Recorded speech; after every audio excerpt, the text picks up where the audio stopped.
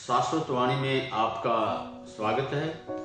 आप जो सुन रहे हो आज ये ध्यान के बारे में, मेडिटेशन के बारे में, मेडिटेशन की क्या कला होती है उसके बारे में आपको बताया जाएगा। जो भी मेडिटेशन की कला जानता है वो अपने जीवन को आनंदित बना लेता है। जिसको जीवन जीने की कला आती है इसी जीवन में से आह्लाद, प्रसाद, खुशियाँ, प्यार, प्रेम निकाल लेता है। जीवन को अपने को स्वर्ग बना लेता है। जिसको जीवन जीने की कला नहीं आती वो इसी जीवन में से विषाद, लड़ाई झगड़े, परेशानियां, आत्महत्याएं निकाल लेता है। तो आज हम आपको जीवन जीने की कला के बारे में बताएंगे कि ध्यान को हम कैसे अपने जीवन में लागू करें। Meditation is the only answer to all the questions of man, whether it may be frustration, depression, anguishness और suicidal tendency, domestic quarrel. The only answer is meditation. Medicine treats the disease, meditation treats the whole human being. तो औषधि तो सिर्फ बीमारी का इलाज करती है। क्योंकि मैं चिकित्सक हूँ, मैं 40-45 साल से मैं चिकित्सा के व्यवसाय से जुड़ा हुआ हूँ, जिसमें मैंने करीब 10-12 लाख लोगों का इलाज किया है अपनी ओपीडी में और 10-12 हज़ार ऑपरेशन किए हैं। तो हमने देखा है कि औषधि तो सिर्फ बीमारी का इलाज करती है और मेडिटेशन पूरे के पूरे आदमी का इलाज करता है। आज हम रोजमर्रा के जीवन में देखते हैं कि आरोप प्रत्यारोप, दूसरों की बुराइयां और दूसरों के बारे में वार्तालाप, बिना मतलब की बातें सिर्फ थोड़ी चलती रहती है। 3 तरह के लोग होते हैं। एक तो सात्विक प्रवृत्ति के लोग होते हैं। जब भी उनको खाली समय मिलता है, अपना खाली समय सत्संग में, भजन में, कीर्तन में और लोगों के भला करने में, लोगों की भलाई करने में अपना समय निकालते हैं। अपना परिवार को ठीक ढंग से चलाने में अपना समय निकालते हैं। जो तामसिक प्रवृत्ति के लोग होते हैं वो दूसरों के बारे में गपशप, दूसरों की निंदा करने में और व्यर्थ के कामों में अपना समय बर्बाद करते हैं, जिसका जीवन से कोई लेना देना नहीं है। और जो राजसी प्रवृत्ति के लोग होते हैं वो इसी तरह से दूसरों के ऊपर आरोप प्रत्यारोप लगा करके अपना समय बर्बाद करते हैं। तो इसलिए क्यों न समय का सदुपयोग करें। Time is very cruel. समय का जो बर्बाद करता है, समय उसको बर्बाद कर देता है।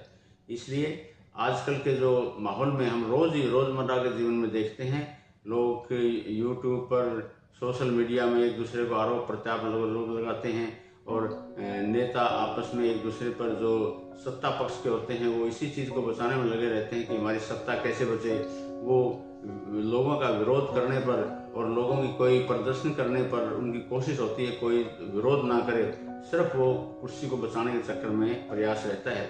और जो विरोधी पक्ष के लोग होते हैं वो व्यवस्था के बारे में बोलते हैं कि ये सरकार भ्रष्टाचारी है, इस सरकार में कोई काम नहीं हो रहा, इस तरह कमियां निकालने में लगे रहते हैं। और जब उनको कुर्सी मिल जाती है वो सारी चीज़ें फिर भूल जाते हैं। इसी तरह से राजनीतिक क्षेत्र में एक दूसरे पर आरोप प्रत्यारोप जो लगाना है वो एक राजनीति के प्रतिद्वंद्विता का एक पर्याय बन चुका है।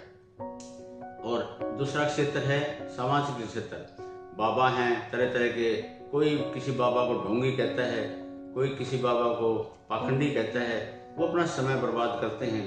कोई अपने आप में ढोंगी नहीं होता, कोई पाखंडी नहीं होता, क्योंकि वो अपना काम कर रहे होते हैं। कोई अंधविश्वासी है, अगर वो अंधविश्वास में उसका स्वार्थ पूरा नहीं होता तो दूसरा उसको ढोंगी लगने जाता है। अगर हम पहले ही अंधविश्वास में ना पड़े, अगर हम ज्ञान हमारे अंदर है, विवेक है, तो हम किसी की पाखंड के चक्कर में, ढोंग के चक्कर में हम नहीं पड़ेंगे, दूसरों के दोष देने की बजाय। इसलिए सब अपने अपने काम कर रहे हैं। कोई ठीक है, गलत है, वो अपने ढंग से कर रहा है। उसके ऊपर आरोप लगाना, उसको गलत बताना, कुछ पैसे लेकर के दूसरों की बुराइयां करने की कोशिश करते हैं। इसी तरह से दूसरे क्षेत्र हैं, सामाजिक क्षेत्र हैं, राजनीतिक क्षेत्र है, चिकित्सा व्यवसाय है। चिकित्सा व्यवसाय में तरह तरह के आरोप प्रत्यारोप डॉक्टरों के ऊपर लगते रहते हैं। किसी अस्पताल में कोई रोगी की मृत्यु हो गई तो उसके बारे में लोग ये आरोप लगाना शुरू करते हैं, इस अस्पताल में लापरवाही कर दी। तो मैं आईसीयू चलाता हूँ, गंभीर रोगियों का इलाज करता हूँ। हमारे पास गंभीर रोगी आते हैं, वेंटिलेटर पर होते हैं कई, क्योंकि जब वेंटिलेटर पर रोगी होते हैं, गंभीर रोगी होते हैं, एक न एक दिन तो मरना सबने है। कोई जन्म जिसने लिया है उसने आखिर में मरना ही है। वो अस्पताल में उसकी मृत्यु हो, घर में हो या कहीं सड़क पर हो, वो एक गौण बात है। तो हमारे पास रोगी आते हैं, गंभीर रोगी आते हैं, उनमें से लगभग काफ़ी लोग तो नहीं मरने के कगार पर होते हैं। कोई रेफर कर दिए जाते हैं, वहाँ जा कर के उनकी मौत हो जाती है। तो ये एक बड़ा दुर्भाग्य की बात हो, किसी की मौत हो जाती है, फिर आरोप प्रत्यारोप चिकित्सक के ऊपर लगने शुरू हो जाते हैं। एक तरफ से चिकित्सक को भगवान का दूसरा रूप कहते हैं, लेकिन जब उनकी इच्छा पूरी नहीं होती, उनके अनुसार कोई काम नहीं होता, तो फिर डॉक्टर को दोष देने लग जाते हैं। इसलिए दोषारोपण का जो आजकल माहौल बना हुआ है, एक दूसरे के ऊपर भोंकते रहते हैं। राजनीतिक क्षेत्र में, सामाजिक क्षेत्र में, चिकित्सा व्यवसाय में ये समय की बर्बादी है। किसी को दोष लगाना का कोई फायदा नहीं होता। अपने दोष दूर कर लो, आदमी खुद सुधरे जग सुधरे। अपनी अपनी समस्याएं दूर कर लें लोग, अपने अपने दोष दूर कर लें, तो दूसरे में दोष दिखाई नहीं देते। तो संतों ने कहा है कि बुरा जो देखन में चला, बुरा न मिलिया कोई, जो मन खोजा आपना, मुझसे बुरा न कोई। अपने आप की खोज कर देखो, जिसकी हम बुराई करते हैं, जिसको हम दोष देते हैं, वो दोष क्या हमारे अंदर तो नहीं है, क्यों ना उसको हम ठीक कर लें। तो संतों की वाणी के ऊपर चलते हुए हम अपने दोषों को दूर कर सकते हैं, दूसरों की कमियां ढूंढने से। दूसरों के बारे में जिक्र करके अपना समय बर्बाद करते हैं। तो इसके बारे में ये कहा गया है कि बेटा है तू शरीफ का, मत मुस्कुरा के चल, टांगे हैं तेरी बैंक सी, इनको टिका के चल, सड़कों की भीड़ भाड़ में कोहनी बचा के चल, लड़की मिले जो राह में उसको न छेड़ तू, तुझे पराई क्या पड़ी अपनी निबेड़ तू। लोग दूसरों की बारे में, पराई के बारे में बातें करते रहते हैं, अपनी वो निबेड़ते नहीं। फिर आगे है कि लाला को अपनी ऊंची हवेली से प्यार है, माली को अपनी शोक चमेली से प्यार है, उड़ता है क्यों गुरु को चेली से प्यार है, तुझको भी तो अपनी सहेली के, अपनी बहन की सहेली से प्यार है, पहले तो अपनी सपूत की बखिया उधेड़ दूं, तुझे पराई क्या पड़ी अपनी निबेड़ दूं। पहने था कोट कल्लू का मामा फटा हुआ, ओढ़े था शाल सदामा फटा हुआ, तेरा भी तो देख है पजामा फटा हुआ, मत दूसरों की सूट की बखिया उधेड़ दूं, तुझे पराई क्या पड़ी अपनी निबेड़ दूं। लोग अपनी अपनी अगर निबेड़ दें तो ये धरती स्वर्ग बन सकती है। किसी को ऊपर दोष लगाने की जरूरत नहीं, किसी को पाखंडी, किसी को ढोंगी कहने की नौबत ही नहीं आएगी। सब अपने अपने काम कर रहे हैं, चिकित्सक अपने काम कर रहा है, किसी को बचा पाता है। हमें बड़ा दुख होता है जब कोई बेमौत कोई रोगी मर जाता है, समय पर उसको इलाज नहीं पहुंच पाता तो मर जाता है, तो हमें बड़ा दुख होता है, चिकित्सक को भी। इसी तरह से बाबा लोग हैं, उनके शिष्य होते हैं, जब उनकी इच्छा पूरी नहीं होती तो बाबाओं को भी ये होता है कि मेरा शिष्य ना टूट जाए, मेरा चेला जो नहीं और कहीं विमुख होकर के किसी और के साथ ना जुड़ जाए।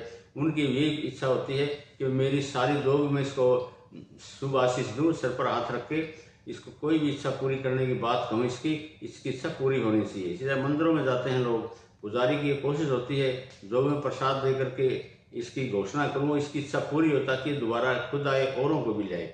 इसी तरह हर आदमी की हर व्यवसाय में कोशिश होती है मेरा व्यवसाय बढ़े और मेरे साथ लोग जुड़ें, लेकिन कुछ अनहोनी हो जाती है तो उसके बारे में फिर लोग दोषारोपण शुरू कर देते हैं एक दूसरे पर। कहते हैं कुरुते गंगा सागर गमनम व्रत परिपालन अथवा ज्ञान दानम, ज्ञान विहीन सर्वमते न मुक्ति न भस्ती जन्मस्ते न। यानी कितनी गंगाओं का स्नान कर लो, कितने तीर्थ त्योहार कर लो, व्रत कर लो, दान पुण्य कर लो, ज्ञान विहीन सर्वमते न मुक्ति न भस्ती जन्मस्ते न। तो ज्ञान अगर आदमी को नहीं है अपना, तो 100 जन्म भी मुक्ति न हो सकेगी। ये संतों की वाणी है। इसलिए जब हम अंधविश्वास में पड़ते हैं तो हम मंदिरों को, बाबाओं को, इनको ढोंगी बताने लग जाते हैं। जब कोई ऐसी बीमारी ऐसी लग जाती है जो ठीक हो ही नहीं सकती, असाध्य बीमारी, फिर हम डॉक्टरों को लुटेरा कहने लग जाते हैं, उनको ठग कहने लग जाते हैं कि डॉक्टरों ने लूट के अड्डे बना रखे हैं। जब आदमी की कोई इच्छा पूर्ति नहीं होती तो फिर वो उसके विपरीत, राजनीति में अगर कुर्सी नहीं मिलती तो दूसरे नेताओं को, जो कुर्सी जिसको मिल गई है उसको ढोंगी बताने लग जाते हैं, झूठा बताने लग जाते हैं। ये कहते हैं कि झूठ बोल करके वोट मांगता है, ये सच नहीं बोलता। उसमें कमियां निकालने लगते हैं जब अपना उसकी जीत हासिल नहीं होती तब। इसलिए राजनीति का अपना क्षेत्र है, समाज का अपना क्षेत्र है और आध्यात्मिक अपना क्षेत्र है। सब अपनी अपनी जगह सही हैं। अगर अब हम अपने आप को सही मेडिटेशन के जरिए सही साबित कर लें, ध्यान सीख करके हम अपने आप को ठीक कर लें, तो हमें सारा संसार सही दिखाई देता है, कोई दुनिया में गलत नहीं दिखाई देता। ठीक है, किसी को तो चांद में भी दाग नजर आता है, इसलिए हमें किसी को गलत नहीं कह सकते। फिर तो ध्यान की आज जो क्लास थी वो इसी पर हम विराम देते हैं। आगे ध्यान की क्लास रोज आगे आगे क्रमशः चलेगी मेरी। मेडिटेशन की सिखाएंगे, आपको ध्यान सिखाएंगे ताकि आप जीवन में आनंदमय सुखी जीवन जी सकें। धन्यवाद।